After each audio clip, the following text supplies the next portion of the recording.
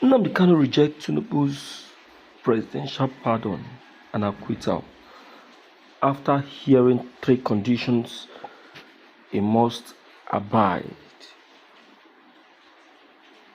against Biafra. Yes, my dear listeners, Mazi Nnamdi Kanu has just been given three solid conditions if he must be free from prison. These three conditions, I tell you, the IPOP leader is saying he is not going to obey any. He is not going to pay attention to any. He said it is either Biafra or nothing. Even yourself, you'll be shocked at these three conditions. As we speak right now, this has caused a very serious panic in the southeast. Leaders are already, voicing out. There is a serious argument going on in the House of Representatives, as nobody wants to hear or know what Bola Ahmed Tinubu have installed as plan. Make una hear this one, my people. Make una hear this one. As we know, is the leader of IPOB. How long his case has been dragging from one court to another, one postponement to another. But right now, something new has entered the matter. Reports say that Kanu has rejected what people are calling a possible acquittal or release that was said to come with three conditions. He said no, he doesn't want to accept it like that, and the reason is very important. But before we go deep, please, if you are watching this video, don't forget to like this video and subscribe to the channel so you don't miss any updates about what's happening in Nigeria and beyond. Every like and subscription helps this news reach more people. Thank you so much. Now let's continue. Kanu, as we know, is the leader of IPOB, the indigenous people of Biafra, and he has been facing serious charges in court for years now. The case has turned into a national conversation.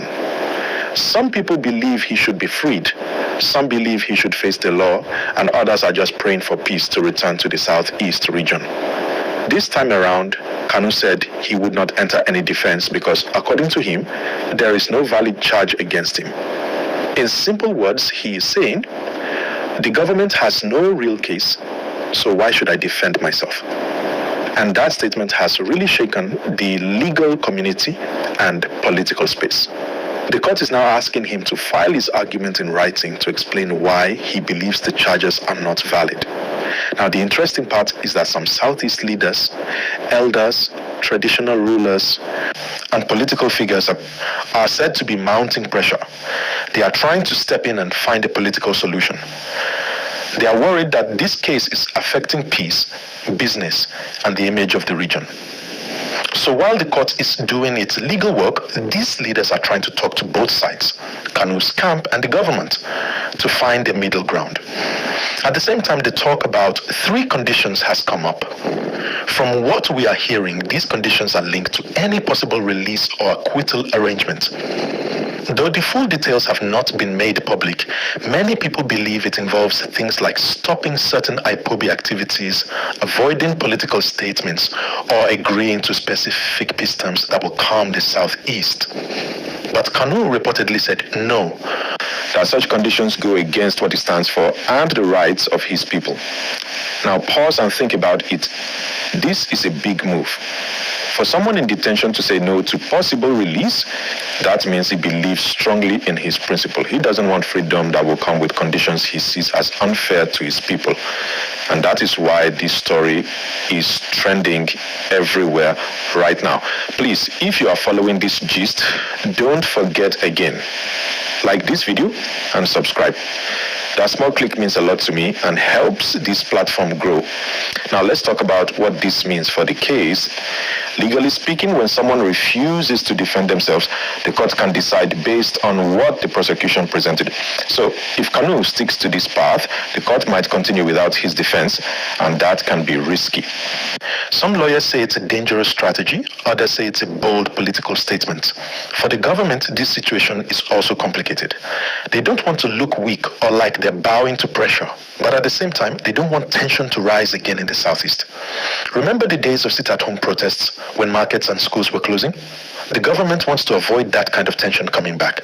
So both sides are being careful, but the drama continues.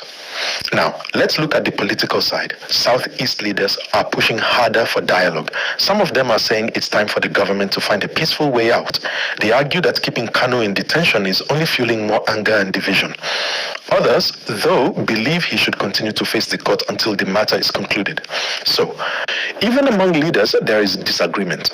But one thing is clear: everyone wants peace. And this is where it gets more interesting. Many people believe that behind the scenes, there are talks going on. Quiet talks between the government, some regional leaders, and maybe even Kanu's lawyers. They may be discussing those three conditions: what can be accepted, what can be rejected. But Kanu's public stance, saying he rejects it, has changed the tone completely. It shows he wants full justice, not conditional peace. Now, if we look at how this could affect the future, it's very important. If the court rules in Kanu's favor, that will be a major win for him and for the Biafra movement. It could also lead to a wave of celebration across the southeast. But if the court rules against him, things could get more tense. And leaders will have to step in quickly to calm everyone down. Either way, the outcome will shape the next phase of the struggle and the politics of the region. Please, if you are still watching, I appreciate you so much. Take 1 second to like this video and subscribe. It helps a lot, trust me. Now, let's talk about the human side of this issue. Many ordinary people in the Southeast are tired. They just want peace, business, and normal life. They want to go to school, open their shops, and travel freely. They want the government and IPOB to find a lasting solution. The tension has affected transport, education, and even how people move around. So for them, this... For Nnamdi Kanu to reject Tinubus' acquittal because of these three conditions, I tell you, it shows that Nnamdi Kanu is very, very, very, submissive to his promise. Yes, he's very, very submissive to his promise, and also he is resolute to his continuous agitation for Biafra. This is why we say someone is resolute. This is why we say someone is committed. You see that despite the conditions, okay, the IPOB leader Nnamdi Kanu said no, that it is what the Biafra wants and nothing more.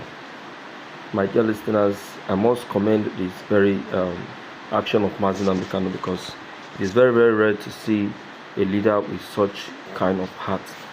Now, let it not look like I am talking too much. A lot of people already have started talking, even right from the comment section. Yes, this is coming from Jumoke. She said, yes, the IPOB leader is right. He cannot be able to accept such condition and displace his people. Nnamdi Kanu already have the support of over billions of people, home and abroad. So he can't break their hearts because of these conditions. Another said, we are following Nnamdi Kanu and no other person. The truth must be told and let everyone be aware. My dear listeners, on your part, what do you think? What do you think? What's your advice? What's your own opinion? Do you think Nnamdi Kanu should accept these three conditions? It didn't go down well with me, my dear people. Please help to like, subscribe, and also share this video to everyone. Thank you.